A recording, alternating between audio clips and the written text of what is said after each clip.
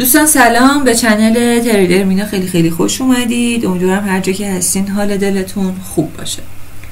خوشحالم امروز، خیلی خوشحالم، حالم خیلی خوبه، یعنی اصلا واقعا نمیدونم چی بگم که بچه ها استفاده میکنن. یک نفر، فقط یک نفرم بخواد استفاده کنه، من ببینم واقعا یه نفرم دنبال رشده، بی نهایت لذت میبرم و از خدا میخوام که تو مسیری که هست بیشتر کمکش کنه، منم بتونم در حد توانم راهنماییش میکنم. خب یکی از بچه ها اصلا بدون اینکه من بگم بخوام، این خودجوش بودنه، این فعال بودنه خیلی برای من شیرین تره تا اینکه من بگم خب بچه ها تمرین امروز بریم فلان کار رو بکنیم، بیسار کار رو بکنیم. طرف باید خودش تلاش کنه. یکی از بچه ها واقعا به افتخار میکنم، اسمتو نمیارم، گفتم شاید راضی نباشی یا اگه رضایت داشته باشی تو مرحله های بعدی اسمتون رو میگم. به افتخار میکنم بابت تلاشت، بابت پشتکارت. حالا این بنده خدا چی کار کرده؟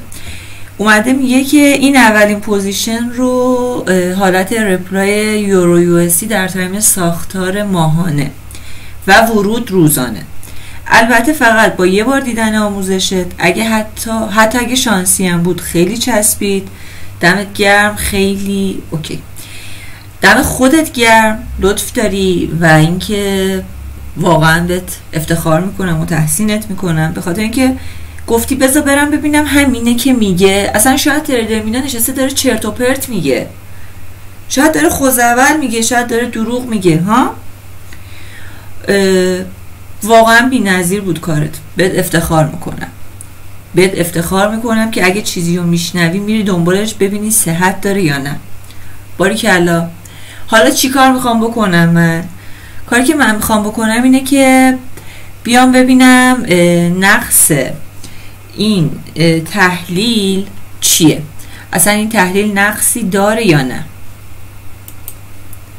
خب یورو یو اس دی رو اومده تایم بالا چیز دیده، سعودی دیده تو تایم ماهانه، بعد اومده توی دیلی بریده چارتو و برای خودش اینجا شروع کرده به تحلیل کردن و تارگتش هم اولین نقدینگی برای خودش قرار داده. خب اینجا دیده که نقدینگی ماهانه هاند شده، ساختار بهش داده شده و اومده در جهت روندش بعد از اینکه نقدینگی هاند شده ستاپ رو دیده، حالا با بی او اس بوده، بای زده با اولین نقدینگی پیش رو. ببین اوکی، گفتی اولین نقدینگی پیش رو تیپیت. خب سوال من اینه که این چیه اینجا کشیدی؟ ببین شاید هم داشته مثلا تو لایو مارکت میدیده که خب قیمت اینو انداخته، ساختار رو ساخته، میخواد بیاد هانت نقدینگی کنه، نمیدونم. اما تیپی یک اولین نقدینگی گذاشتی، اوکیه. خب حالا کجاش بوده و اینا ما بریم اینو رو چارت خودمون ببینیم. خب من چارتو برش زدم، آوردم همون جایی که این بنده خدا تحلیل زده. ببین اینجاها تو شکست رو دیدی.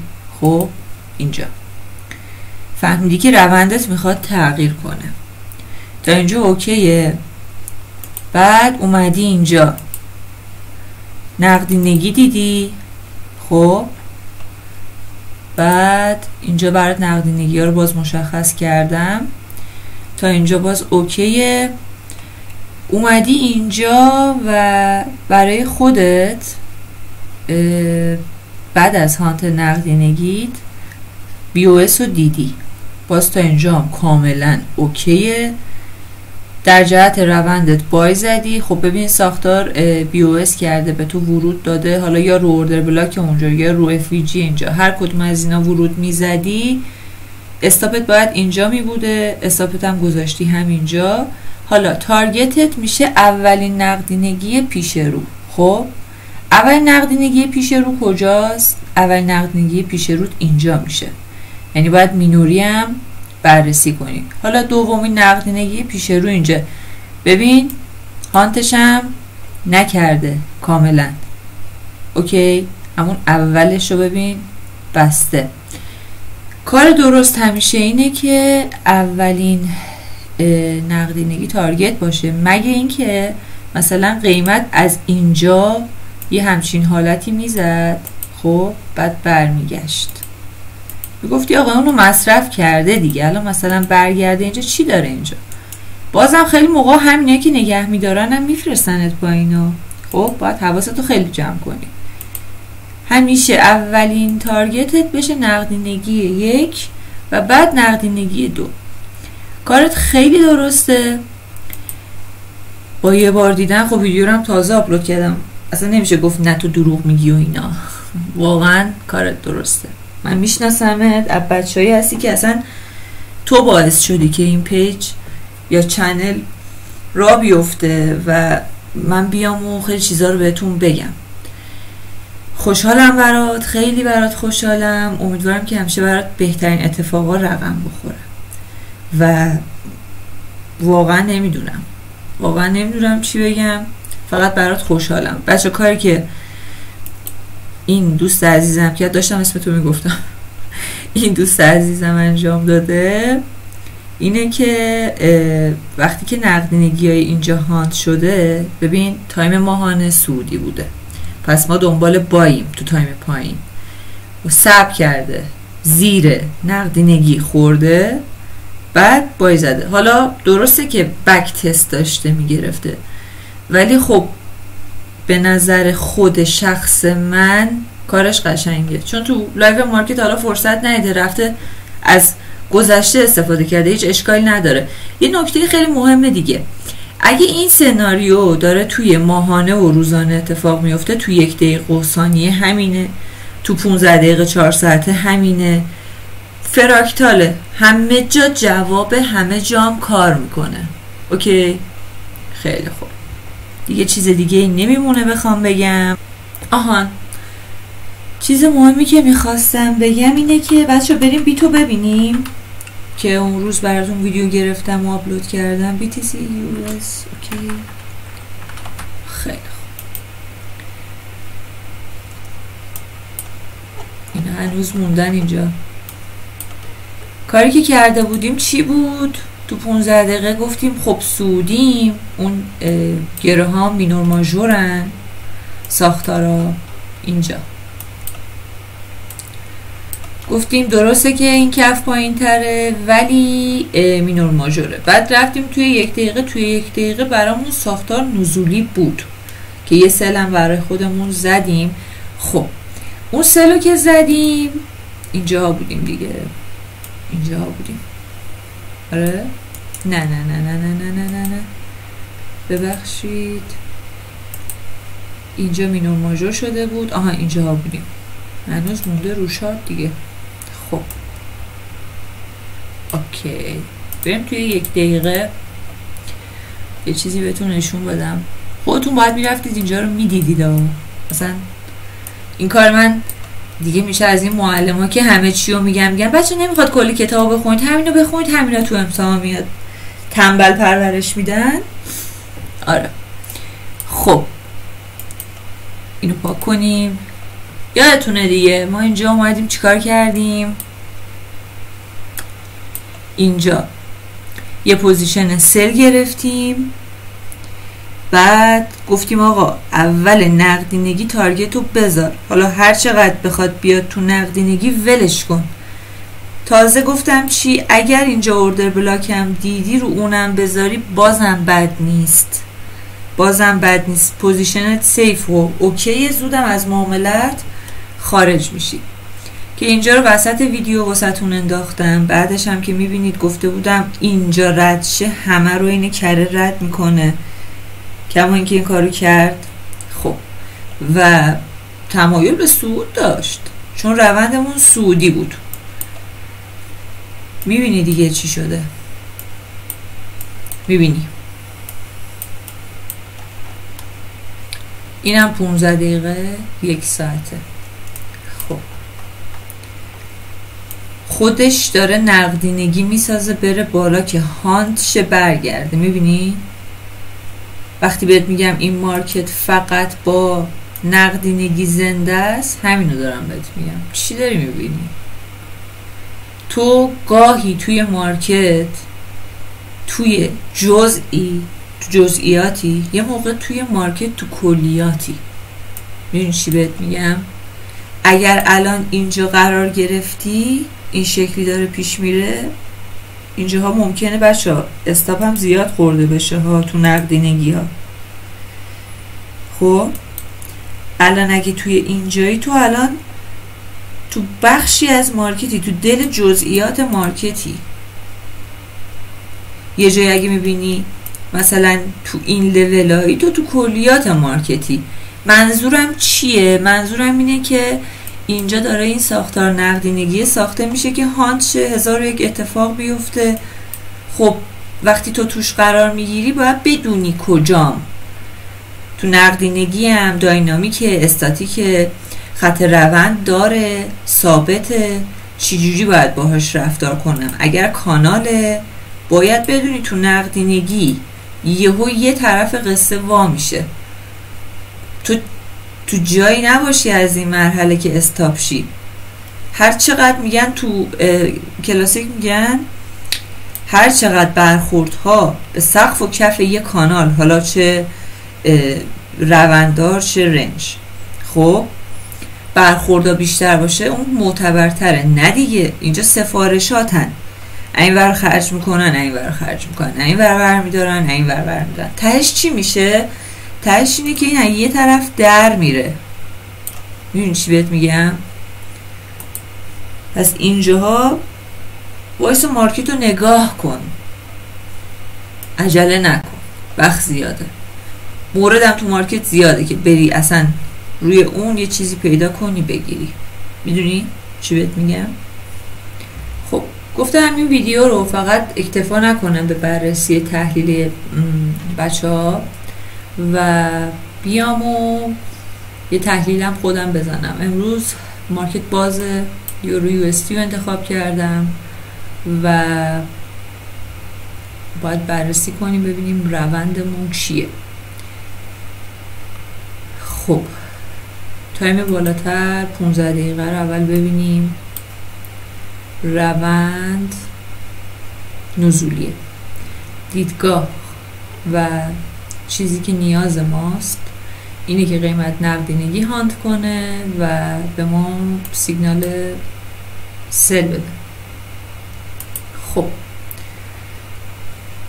طبق روند نزولی چیزی که من از قیمت میخوام این هستش که بری نقدینگی هاند کنه، بعد به من نقطه ورود بده. نقدینگی ها رو دارم میبینم، یه دونه نقدینگی اینجاست، بعد یه نقدینگی اینجا دارم میبینم، یه نقدینگی اینجا میبینم،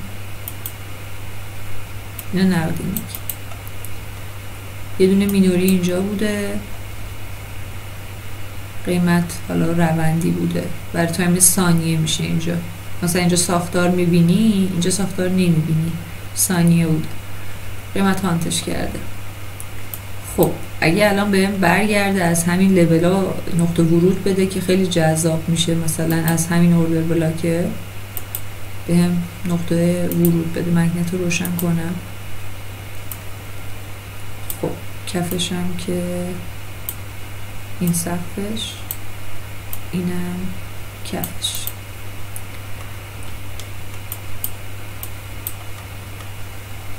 مووینگو 3 به 40 انتخاب کردم، اوکی تره به نظر خودم توی ساختارا. مثلا جایی که قراره سل کنیم اینجا خوب سیگنال داده بود، خب این شکلی. بعد مسئله بعدی این که باز اینجا امیدوارم که مووینگا چیز ندن، سیگنال بای ندن که کار منو خراب نکنن، چون بخواد اینجا رنج بچرخه این اتفاق میفته اگه بخواد برگرده بالا. ولی اگه همه چیز سیف و امن بیاد همینجا سل میزنم،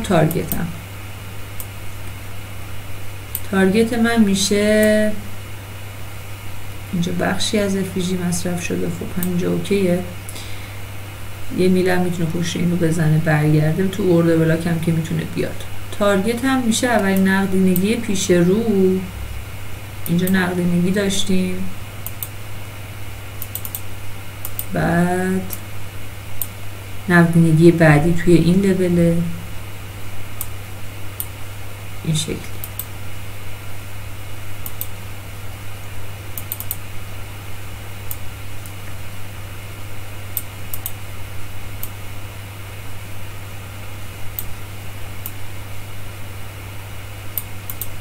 یه نقدینگی اینجا دارم، حالا باکسش کنیم کلشو که ابتداش اگر به همون فرصت ورودی داده شد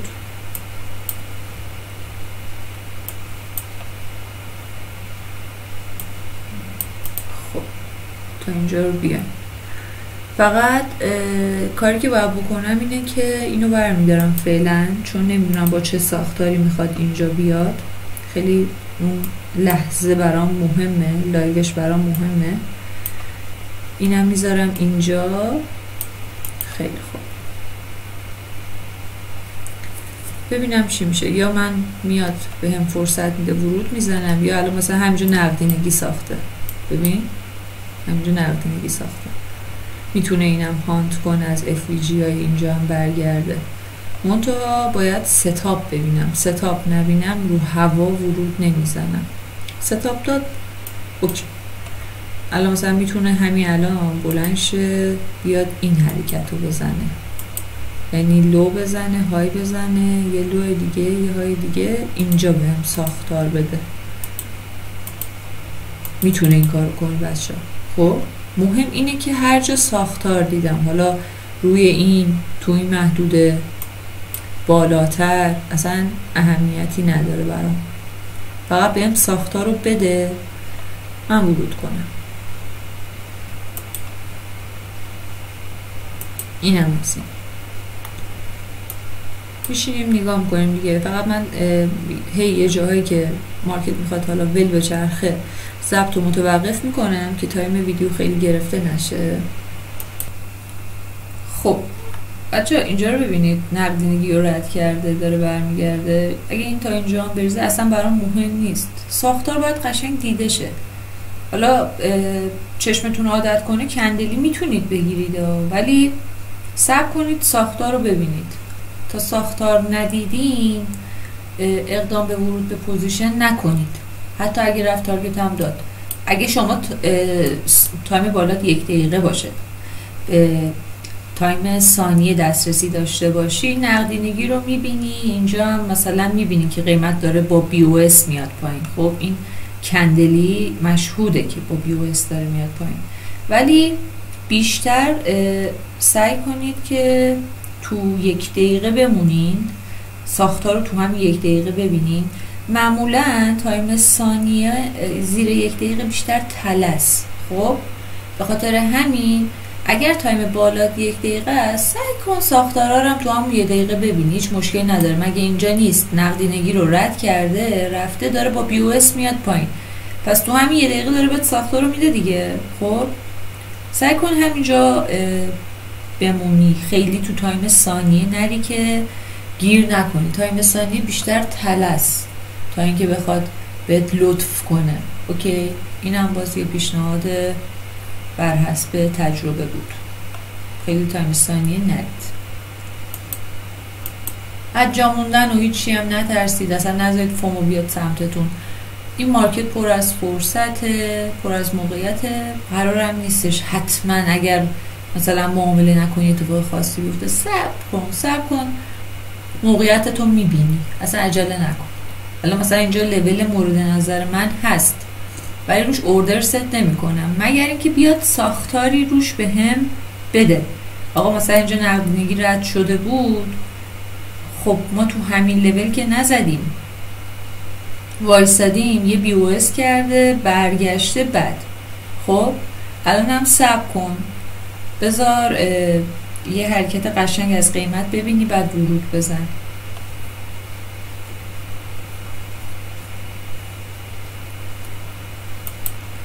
همونجور که گفتم ببین قیمت داره برمیگرده، اوردری ست نمی کنی، صبر میکنی ببینی ساختار رو بهت میده یا نه.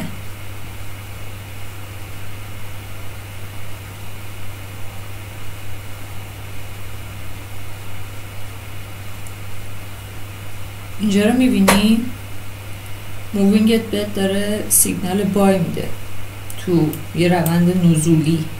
خب صبر کن ساختار ساخته شه، مووینگت هم بهت سیگنال سل داد، قشنگ تمیز با اطمینان خاطر سلتو میزنی، تارگتت هم که میدونی کجا گذاشتی.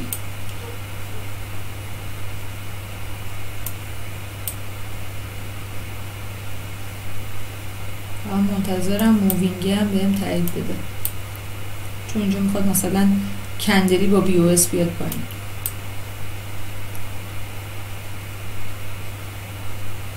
مووینگ تایید بده، هنوز مووینگ تایید نداده. اوکی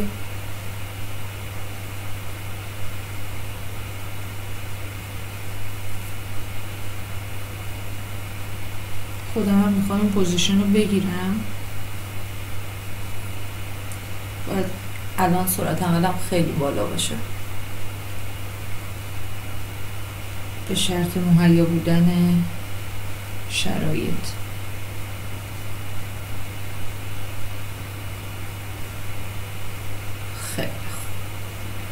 خیلی مووینگ تایید دادی.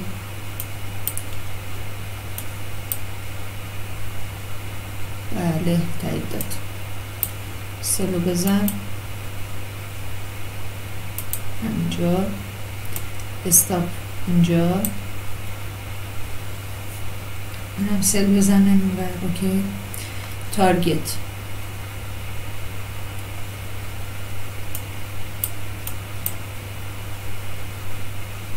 میتونه این لو باشه، تارگت یکت،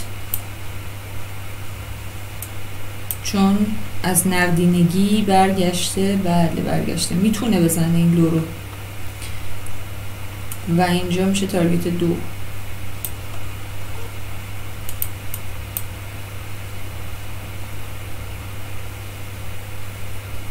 چند به چند شد؟ 1-3.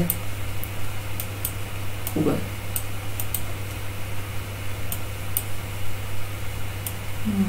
قشنگ میتونیم اینجا هم بذاریم همچنان 1-3. چقدر قشنگ شد این پوزیشن. به به به به. تیپی یکو فکر کنم خیلی ساده بده، باید میدونم اینجا بچرخه. بچه ها استاپ تریل هم میتونید بکنید دیگه، میدونید خودتون. هر دفعه نگم اگه خیلی خیلی خیلی اولاشه مثلا دیگه خیلی تمرین کردی و کارتو شروع کردی، استاپ تریل تو بیار مثلا تو این لیولا بذار، وایسا از اینجا استفاده کن، از این بیس پشت بذار بالای بیس پشت.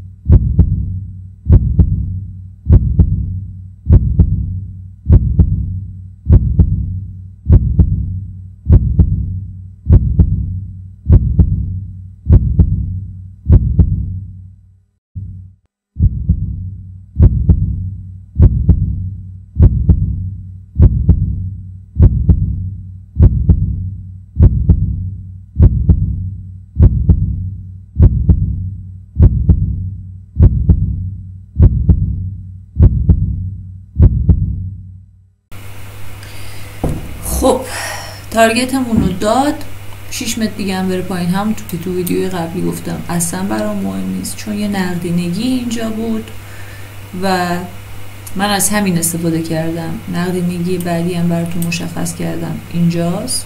این نقدینگی خیلی مینورتره نسبت به این، بله، ولی میتونه قیمت رو برگردونه. خب بالاخره یه تک کندل هم هست دیگه، شوخی که نی، اینم برای خودش کسیه که یه وقتایی میتونه عمل کنه. اما در نهایت من تارگتمو گرفتم، همینقدر ساده و چیز خیلی خاصی هم نبود، اتفاق خیلی خاصی هم تو مارکت نیفتاد، خیلی شق القمرم نکردیم، فقط از تجربهمون استفاده کردیم، نشستیم یاد گرفتیم، الان استفاده کردیم. امیدوارم که این جلسه هم براتون مفید بوده باشه. بعد اینکه شاید یه جلسه براتون بذارم، شاید که فکر کنم باید بذارم یه سری تیپس و نکته، مثلا مثل همین استاپی که اینجا گذاشتم، نمیدونم این حالت کندلی دیدن، که کندلی ببینم که نبینم، اینجوری راجع به اینا یه سری نکته بهتون بگم. یا مثلا تو اون ویدیوی قبلی دیدی استاپ روی یه چیزی شبیه این گذاشتم، گفتم آقا این بخوره همشون هانته. خب اون از کجا میدونم؟ مثلا سعی میکنم خورد بگم که درک کنید، همینو درک کنید فعلا خیلی اوکیه، چون دارید فعلا بک تست میگیرید، خودتون خیلی چیزا رو توش درک میکنید و کشف میکنید. مووینگا رو دیدی الان مثلا 3 به 40 انداختم، خب و عددش متفاوته خب با بقیه مووینگا، چون این اینجا جوابه. قرار نیست همه مووینگا رو روی یه عدد روند با تو کار کنن، همیشه 3 به 40 روی یورو یو اس تی جوابه. نه، یه موقعی یه ذره که ریتمش تغییر میکنه، خود انقدر بالا پایینش کن بازیشو در بیاری. اینم از این دیگه. همین، خیلی دوستتون دارم، امیدوارم که این جلسه کاربردی بوده باشه. تا جلسه‌های بعد شما رو به خدای بزرگ و مهربون میسپارم. خدا یار و نگهدارتون. خدا نگهدار.